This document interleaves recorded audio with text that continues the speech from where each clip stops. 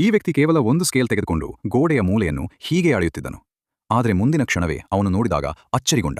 ಅದೇ ಗೋಡೆಯ ಬೇರೆ ಬೇರೆ ಭಾಗಗಳಲ್ಲಿ 30 ಡಿಗ್ರಿ ಎಂಬ ವಿಚಿತ್ರ ವ್ಯತ್ಯಾಸ ಇತ್ತು. ಮತ್ತು ಅತ್ಯಂತ ಅಚ್ಚರಿಯ ಸಂಗತಿ ಏನೆಂದರೆ, ಖಾಲಿ ಕಣ್ಣಿನಿಂದ ನೋಡಿದಾಗ ಗೋಡೆ ಸಂಪೂರ್ಣ ಸಾಮಾನ್ಯವಾಗಿ ಕಾಣಿಸುತ್ತಿತ್ತು. ತನ್ನ ಸಿದ್ಧಾಂತವನ್ನು ಪರೀಕ್ಷಿಸಲು ಅವನು ತಕ್ಷಣ ಅಡಿಗೆಮನೆಗೆ ಹೋದನು. ನಳದ ನೀರನ್ನು ಒಂದು ಗ್ಲಾಸಿನಲ್ಲಿ ತುಂಬಿ ನೆಲಕ್ಕೆ ಸುರಿದನು. ಆದರೆ ಮುಂದಿನ ಕ್ಷಣದಲ್ಲಿ ಬಹಳ ವಿಚಿತ್ರವಾದದ್ದು ನಡೆಯಿತು. ನೆಲದ ಮೇಲೆ ಹರಿದ ನೀರು ತನ್ನದೇ ಒಂದು ಚೇತನ ಹೊಂದಿದಂತಿತ್ತು.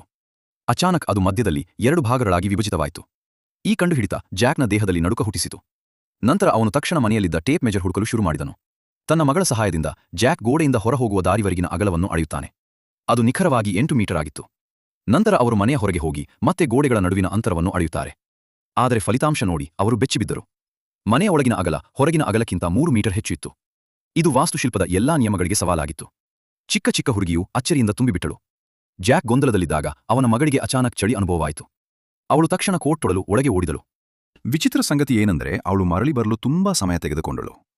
ಜಾಕ್ ಲಿವಿಂಗ್ ರೂಮ್ನಿಂದ ಅವಳನ್ನು ಕರೆದನು, ಕೈ ಬೀಸಿದನು. ಆದರೆ ಅವಳು ಬಾಗಿಲು ತೆರೆದಾಗ ಕೊಠಡಿಯಿಂದ ಹೊರಗೆ ಬಂದೇ ಇಲ್ಲ. ಖಾಲಿ ಗಲಿಯಾರೆಯನ್ನು ನೋಡಿ ಜಾಕ್ ಮೊದಲಿಗೆ ಇದು ಆಟ ಎಂದುಕೊಂಡನು. ಆದರೆ ಅವನು ಬಾಗಿಲು ತೆರೆಯುತ್ತಿದ್ದಂತೆ ಅವನ ಹೃದಯ ನಿಂತಂತಾಯಿತು. ನೆಲದಲ್ಲಿ ಅವನ ಮಗಳ ಬಟ್ಟೆಗಳು ಇದ್ದವು, ಆದರೆ ಅವಳು ಎಲ್ಲಿಯೂ ಕಾಣಿಸಲಿಲ್ಲ. ಅದೇ ಕ್ಷಣದಲ್ಲಿ ಜಾಕ್ಗೆ ತಿಳಿಯಿತು, ಅವನ ಮಗಳು ದೊಡ್ಡ ಅಪಾಯದಲ್ಲಿ ಇರಬಹುದು. ಅವನು ತಕ್ಷಣ ಮನೆ ಮುಳುವತ್ತೂ ಅವಳನ್ನು ಹುಡುಕಲು ಓಡಿದನು. ಪ್ರತಿಯೊಂದು ಕೊಠಡಿ, ಪ್ರತಿಯೊಂದು ಮೂಲೆಯನ್ನು ಹುಡುಕಿದನು. ಆದರೆ ಅವಳ ಬಗ್ಗೆ ಯಾವುದೇ ಸುಳಿವು ಸಿಗಲಿಲ್ಲ. ಜಾಕ್ಗೆ ಗೊತ್ತಿರಲಿಲ್ಲ, ಅವನ ಮಗಳು ಈಗ ಆ ಮನೆಯ ಭಾಗವೇ ಅಲ್ಲದ ಒಂದು ಗಳಿಯಾರೆಯಲ್ಲಿ ಸಿಲುಕಿಕೊಂಡಿದ್ದಾಳೆ. ಮುಂದಿನ ಭಾಗಕ್ಕಾಗಿ ಕಾಮೆಂಟ್ನಲ್ಲಿ ಎಸ್ ಎಂದು ಟೈಪ್ ಮಾಡಿ.